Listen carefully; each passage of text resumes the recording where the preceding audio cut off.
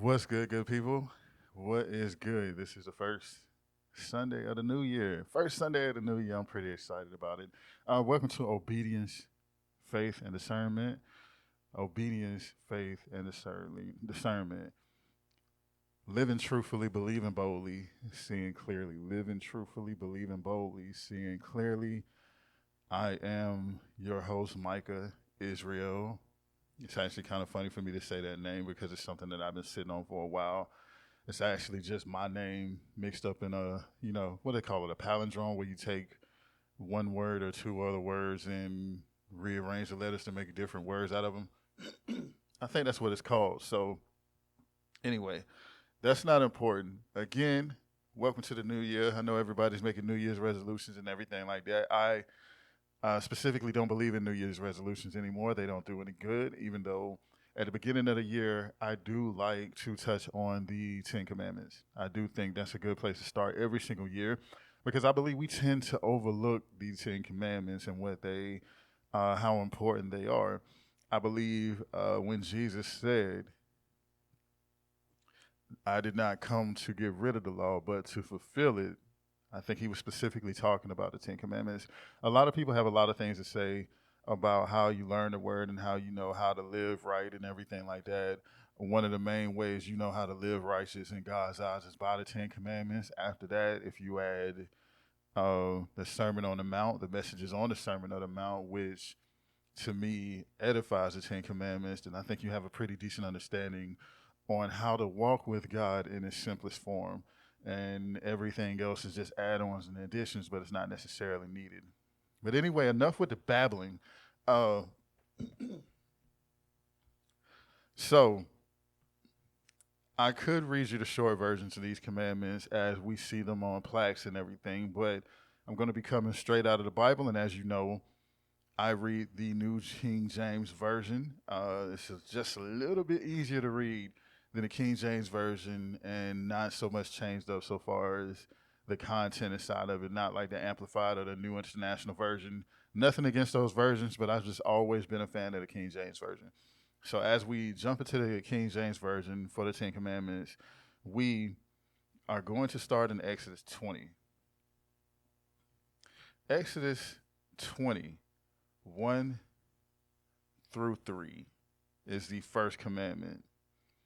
And God spoke all these words, saying, I am the Lord your God, who brought you out of the land of Egypt, out of the house of bondage. And what we see on plaques and everything for the first commandment is you shall have no other gods before me. I happen to be pretty fascinated with that scripture. And normally I would use Merriam-Webster, but for the sake of time and the fact that I didn't think about looking this up until I started recording, I'm Googling the definition of God. So let's look at the definition that Google has when it defines God.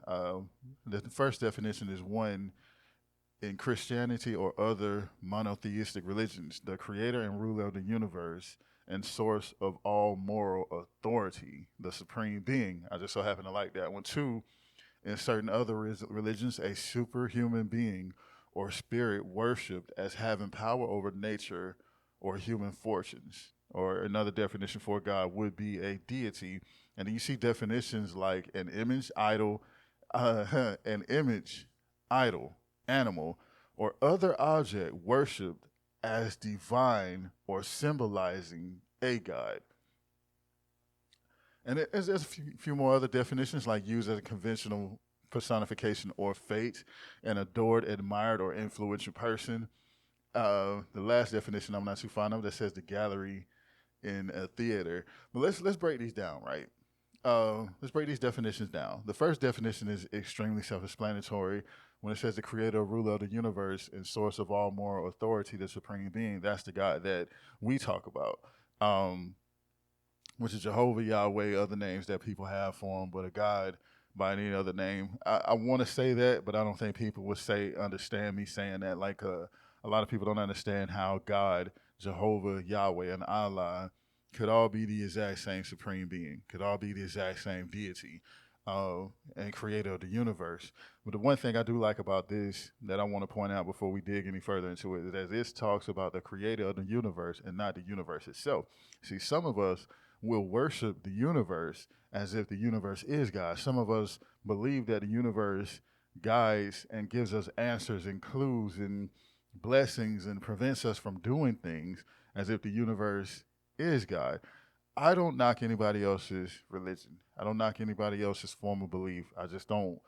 I just have a different understanding, and I just want to share that understanding with other people who may be looking for answers that I may be able to help provide. That's it. So when we look at the first definition, it's pretty self-explanatory. But the other thing that I like about this is when we talk about the second definition of where it says a superhuman being or spirit worshipped as having power over nature or human fortunes, a deity. When I think about this, I'm thinking about uh,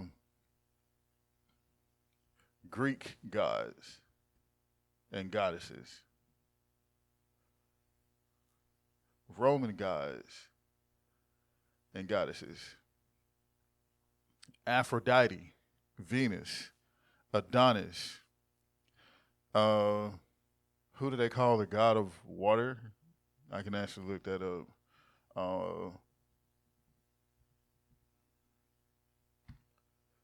Poseidon, that's it. So like I said, Aphrodite, Venus, Adonis, um, Zeus, Poseidon. I think Loki's involved in that too, and there are a whole lot of other names. Cronus, and the god of time. I think Cronus is a god of time. But we have all these other gods that people think about. And you also have to think about Hinduism. You have to think about Buddhism, which I think Hinduism and Buddhism more so fall along the terms of superhuman being or something like that. But you think about all these things. You think about um, other types of spiritualities and religions out there. Again, this is just my religion as being a man of God who does believe in Christianity. If it's not your cup of tea, then it's not your cup of tea, and I understand that. But when it says in the First Commandment that I am the Lord your God, and you shall have no other gods before me, you have to really sit up here and think about what other gods is. Now, we've already broken down how other gods could be superhuman beings or spirits worshipped as having power over nature, excuse me, or human fortunes. But there's something else that I want to add to this as well, as it was pretty much the second part of the second definition, to where it says an image, idol, animal, or other object worshipped as divine or symbolizing a god. Whether we believe it or not, this is one of those things that had me stop believing in zodiacs. We tend to worship our zodiacs in ways that I've turned against. Now, anybody who does know me, like I'm showing on camera, I have Gemini tattooed on my arm. So it's not like I didn't ever believe in zodiacs. I used to live my life to the fullest by my zodiac. Um, Anything somebody said a Gemini truly was, I felt like that's what I really was until I started learning to define myself by nothing but the Bible and by the Bible alone, by myself and by God's will. I started learning to truly define myself. We don't like looking at zodiacs as being harmful when it comes to serving God. But you have to think about what it means to wake up and read your horoscope, which is tied to your zodiac, and your horoscope say this is the day that you're going to have before you even make up your mind on the day that you're going to have. You have to think about what it means to be somebody who doesn't know who you are. And I understand this is not for everybody, so don't think it is, but you have to think about what it means to be someone who doesn't know who you are. And in this world, we all try to figure out who we are and at least have some type of peace and some type of, what's the word I'm looking for, prosperity from living our lives in who we truly are. It's a crazy world that we live in to have to figure out who we are and make the best of it. And even as Christians, as much faith as we have that there is a better life on the other side, there's still that slight small possibility inside of us that they just won't know until we get there. So we all walk by faith to a certain extent while we're figuring things out. But that being said, you have to think about what it's like to wake up and have something and be told who you are by something that somebody wrote hundreds of years ago, specifically because of the time of year that you were born. That absolutely fits into and I think the funny thing about this is zodiacs zodiacs go against this is forgive me. What I do love about doing this is that every year I touch on the 10 commandments, there's a deeper revelation that I get from it, which you'll see as we go along, because I don't plan on stopping this anytime soon. Lord willing, and the creek don't rise. I don't plan on stopping until I can't talk anymore. And I'm hoping the only time I can't talk anymore is when I finally go on to glory. But when we think about zodiacs fall heavily into the first and the second commandment. But we're just going to stick to worshiping it as a god. Now, the whole point about turning against zodiacs for me was to really put everything that I have in Jehovah, in Yahweh, in Allah, in God. To put everything I have in God the Father, to put everything I have in Jesus. And I have to admit that when I gave up thinking that when I gave up the idea of being labeled a Gemini, it completely changed my perspective. It gave me a whole lot more peace and a whole lot more clarity inside of me. I was no longer worried about having that double mind that they say Geminis have, or being one way or the other. There was just a big relief inside of me. And the only thing I can sit up here and say is that if you do believe in zodiacs, please pray about it. Please truly read about zodiacs. And I want you to just literally take time to think about how much that zodiac has affected you and the things that you do. We sculpt our entire persona around zodiacs when we're trying to figure out who we are. But there has to be a point to where you no longer see that as being useful.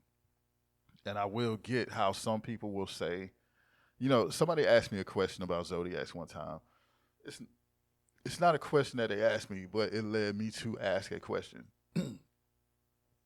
They said, I know you're not supposed to believe in zodiacs, but the zodiacs are absolutely true. Excuse me. They said 9 times out of 10, the zodiacs are true. And I went to prayer about that.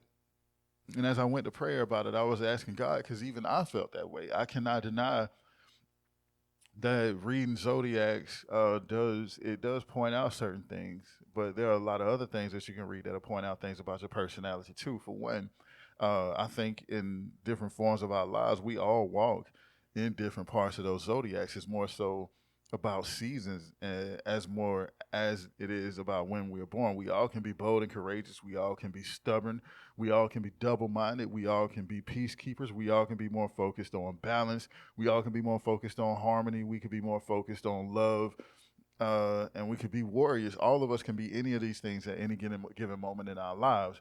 That was one thing that turned me away from the zodiac. But when this woman said this particular thing and I went to God and truly started praying about it, the way God put it in my spirit was that it has to make some type of sense. It has to make some type of sense. And as I continue thinking about that and meditating on it, how could we ever be led astray if it doesn't make sense? How could we ever be manipulated, or for an easier way to say this, how can we ever be encouraged to see things from a different perspective or believe in other things if they do not make sense? I know it's going to sound crazy to some people, but when you think about the basics that the enemy does, that Lucifer will do, Lucifer or the enemy takes what God has established and manipulates it in ways that seem so realistic. And I recall seeing I can't remember where I saw this said. I think I saw it in a movie. I think I may have read it too, where they said the greatest truth, the greatest lie is the one that has the most truth in it. A lie is not believable unless there's something that you can validate. You can validate where somebody was at a specific time, but you may not be able to truly validate what they were doing. So, because somebody can tell you that they go to church, you may automatically assume them to be a Christian, but the enemy can be in the church as well and telling you that they go to church. It's the exact same thing. But when it comes to zodiacs, we have to actually, some of it has to make sense. Otherwise, there's no point in seeing where we really stand at in our belief and in our faith with God. But as you see, when we go back to the First Commandment, it says, "You shall have no other gods before me." Now, I'm getting ready to wrap this up. And as I'm getting ready to wrap this up, the one thing that I do like about the second part, about the last definition that I'm going to use, is when it says, used as a conventional personification of fate. I could be absolutely wrong. I could be absolutely wrong. But when I think about that definition and it says used as a conventional personification of fate, I think about the things that we make gods in our lives.